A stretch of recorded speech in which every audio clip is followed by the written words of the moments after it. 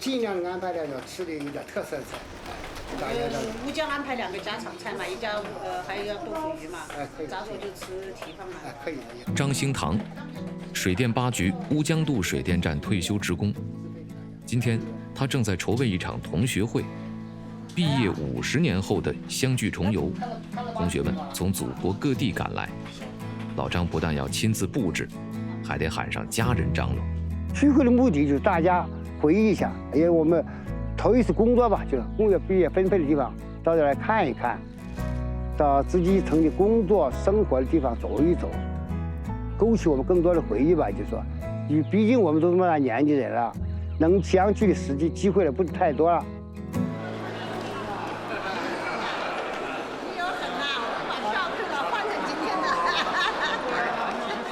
来客有阵仗，场面要妥当。作为水电子弟，张兴堂的女儿张菲菲不但要负责迎客接站，还得交代身处乌江的老同学一块帮忙安排餐食，而主打菜就跟聚会的老人们有关。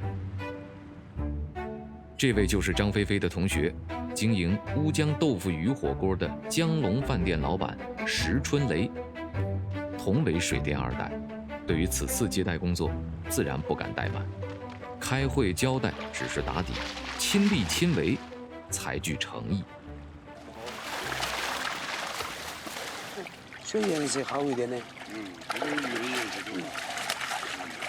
乌江豆腐鱼，顾名思义就是豆腐和鱼组成的美味火锅。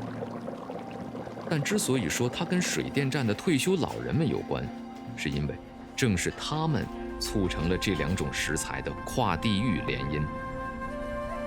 水电8局坐标湖南，当时的职工大部分也都是湖南人。上世纪60年代末，8局职工在支援乌江兴修水利的同时，也把湖南特有的水豆腐制作工艺带了过来。我们发现来到乌江以后，他们制作的这个豆腐工艺，在乌江这个地方做出来的豆腐的话，比他们在湖南做出来的好很多倍。同种工艺，异地操作，却能获得更好的口感。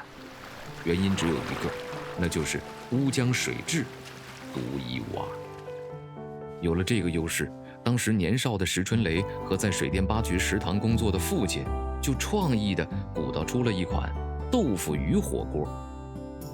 能让一种食材成就一种火锅，记住一段历史，接下来就要靠根正苗红的水电子女石春雷出手，还原叔叔阿姨们记忆中的味道。我们走在大路上，一起风浪都徜徉。而这时，张兴堂和同学们也出发了。从贵阳到乌江，路途不远，他们一路欢唱。第一站，先是曾经战斗过的地方——水电站大坝。回忆的闸门一旦被打开，思绪就像潮水般澎湃。水电站在老人们心中魂牵梦萦，一生难忘。因为68年我们就曾经到这个地方了，我们当时有800个学生，大中专学生就进来了。10年时间，800多名青年学生变成了技术能手。1979年，乌江渡水电站1号机组成功并网发电。送电的那一刻，那是万众空巷啊，举目激动的这个广场啊，每个心里面都有。接着我们喊了命令送电，这边上啪一点上这灯亮的时候，老百姓过来，那都是狂欢啊！给我们带来光明。当然，我们那个一刻真是自豪啊！年少往事只能回味，美好回忆必须火锅相配。对于今晚的聚餐，老人们十分期待，因为当年的味道，特别是湖南的豆腐味道，又回来了。我作为乌江人吧，我觉得这是一个比较自豪的事儿。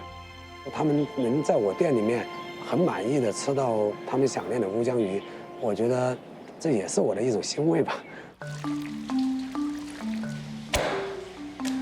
在烹饪过程中的话，首先还是食材，我们所用到的油都是当地的那种小磨的菜籽油，糍粑辣椒、糟辣椒、豆瓣酱的先后放入，仿佛是乌江豆腐鱼制作3个必备声部。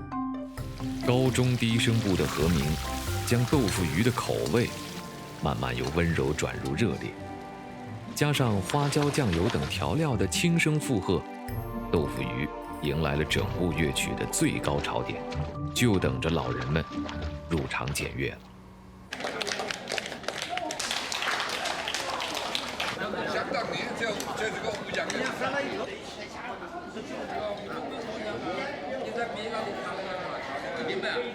现在请同学们共同举杯，为我们的乌江的相聚干杯！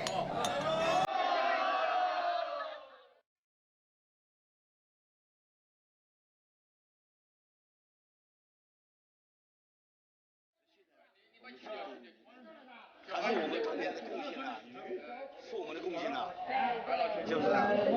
因为我们在乌江贡献了青春，绽放了年华，而且我觉得在这个地方呢，10几年是我人生最重要的事情，是我得到锻炼的事情。我觉得人生一辈子能有这么一段经历啊，我是感到很自豪。乌江渡水电站不但见证了一代人的火热青春，也让2种不同的食材碰撞出了火锅的翻滚沸腾。时代洪流，沧海一粟，乌江豆腐鱼火锅会继续热浪，老一辈水电人的奋斗精神也终将被发扬传承。